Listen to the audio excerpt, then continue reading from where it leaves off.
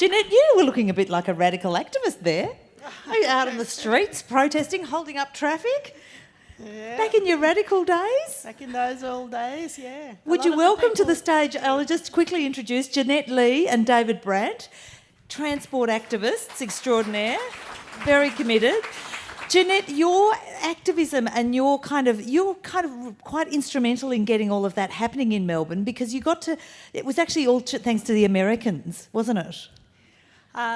Yeah, the setup of DARE was due to first me going to America on an exchange program that I was nominated for, and really becoming a lot more empowered and wanting to get up and do something, because Americans are very proud of disability pride and proud of who they are and their achievements, and they're ready to get up and demonstrate, and they got us singing "We Shall Overcome." And what do we want? Access. And what do we Where want? do we want it? And they came here as part of the exchange, and they sort of got us going and saying, what are you going to do? Trying to recognise the discrimination that we face every day in our lives, and what are we going to do about it? And that's how we sort of set up DARE, which was a coalition of advocacy groups and individuals which try and work together on access issues and working against discrimination, and trying to implement the Disability Discrimination Act in all walks of life.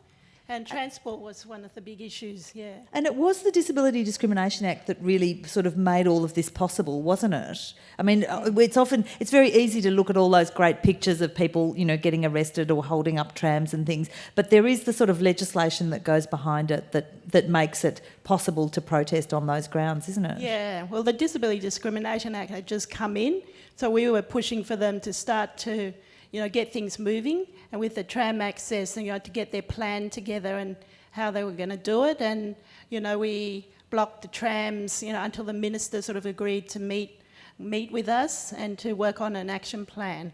I mean, it's still a long way to go, but, we got things moving with the tram access, and then, other access issues, and, demonstrated. And, it was good, that people got united and really worked on things. And, quite a few people here, like Frank and all, and Mark Figan and Anthony Giles and all that, they're all part of it in those days. And, we really sort of worked together. And, we were able to achieve things. And we also educated people about the Disability Discrimination Act, and trained up people with disabilities to go out and train others. And, that was quite effective. And I guess we're still trying to get people going now to, work on all the issues with transport now. And, there's other people that have taken over that sort of activism role. Yeah. And someone who's not here now, but who absolutely loved any kind of action on the street, was the much missed, grit in the pearl, Katie Ball. Can you tell us a little bit about who she was and what her lasting legacy was? Because she really, pushed boundaries a lot. Yeah, well, Katie was always about direct action, and she led the direct action arm of DARE. And yeah, she was very much wanting to give it all, and block the trams and block the. Went to the minister's office and went up there and wouldn't leave, and blockaded up there, and she got stuck, went in the toilet, and they wouldn't get out until... And if she could do a protest naked, that was always preferable, wasn't it? She did. She said she went to this launch of a service, and she went naked, and she said, the minister strips us of our rights. But that was just an excuse, really. Yeah, she did. And she hung from a tripod or something up the tree, and she was involved with the Greens movement, and very much the different human rights issues. I think it's important to acknowledge the cross-fertilisation too between disability rights and other rights movements, because not only, like in Australia, certainly Katie was very active with the Greens and other activists have been too, but also internationally, you know, environment, gay rights, civil rights, all of those rights movements have really influenced people in the disability rights space as well. They've influenced us strategically too. If you track your way all the way back to the Franklin River and the like, those Greens taught us how to demonstrate, where to demonstrate, the times to demonstrate, so you'd get on the screens, all those sorts of things. So there's been fertilisation that way too. Yeah, I think that's important. David, you said when you came along to really protest about taxis, there were some pretty creative strategies that you used. I mean, in your era with the transport, Jeanette, it was like, let's chain ourselves to the tram, thumb cuff ourselves to the tram. But David, you kind of went a little bit more, you know, by that stage the media wanted something a little bit more, there's got to be an entertainment factor, hasn't there? Well, yes. To get the we attention. were still chaining people to the fronts of trams and the like. I didn't come along until 2000.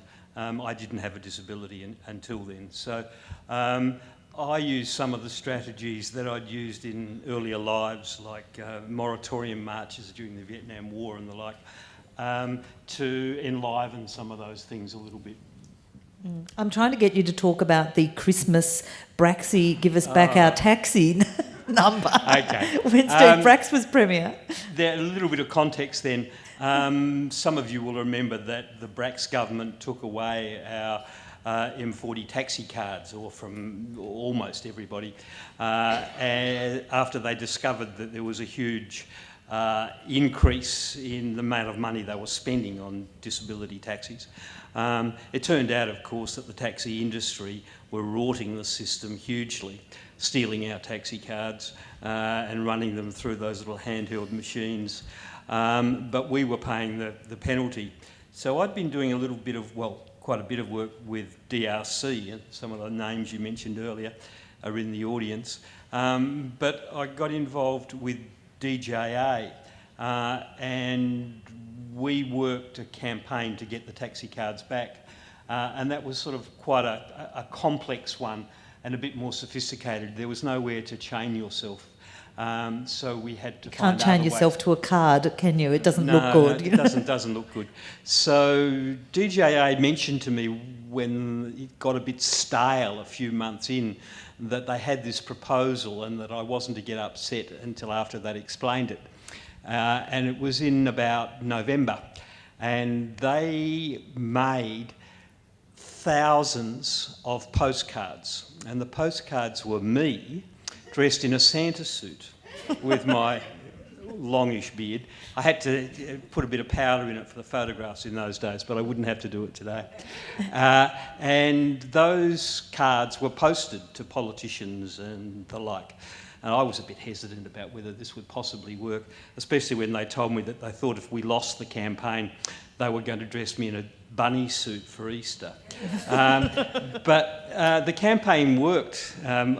There were some other elements to it, but I was told privately that every third desk in the Premier's department had a copy of the card on their desk, so I was being supported by people within the Premier's own department, and that was fun. And that year he sent me a Christmas card.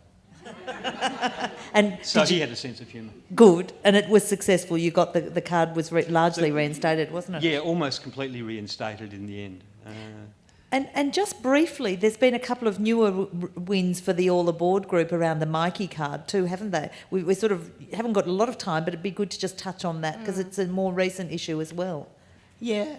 Well, with the Mikey, actually, it went back to when I was involved with the Public Transport Access Committee to the Minister, and they were trying to get the committee to rubber stamp the Mikey system and say, yeah, it's accessible. But we looked at it a bit more closely and were saying, I sort of went and checked out the standards, and it didn't seem to fit in with the DDA standards, though they kept on telling us it was DDA compliant. but they were following some other standard, some universal Australian standard, but it wasn't the DDA standard for ticket insertion into the machine, which was quite a bit lower than what the machines were.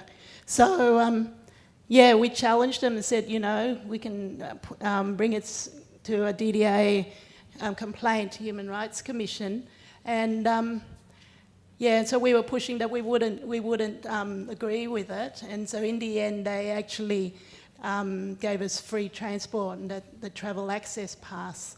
You have to love it when they screw themselves over for you, don't you? Yeah. They were That's called a real they were win. So smart. And then because of that one, we got the wheelchair and scooter pass because people that had wheelchairs that could use the Myki system said, oh, look, it's not fair, we should be getting free travel as well because, we can't use all modes of travel like the buses and, trams and stuff, which are not, some of them not accessible. So in the end, they created the wheelchair and travel pass as well.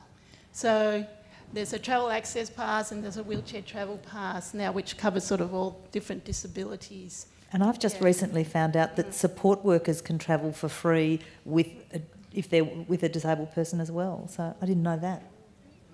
Handy. Yeah, so things have developed over the years, but we've had to fight for them and keep on pushing. And I think, we've got to realise we have got power. Individuals have got power to change things.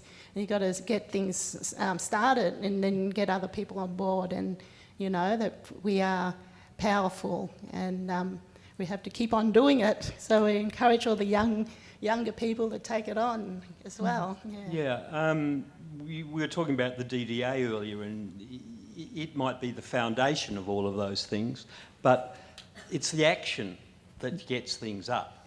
It's getting to speak to ministers. It's causing a big enough stir so that people do something.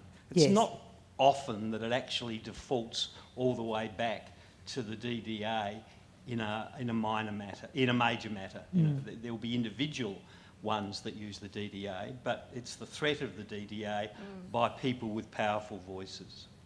And I remember the last Daru conference, we had Johnny Crescendo out here, and he did a workshop with a group of young people, and which actually resulted in them stopping a tram.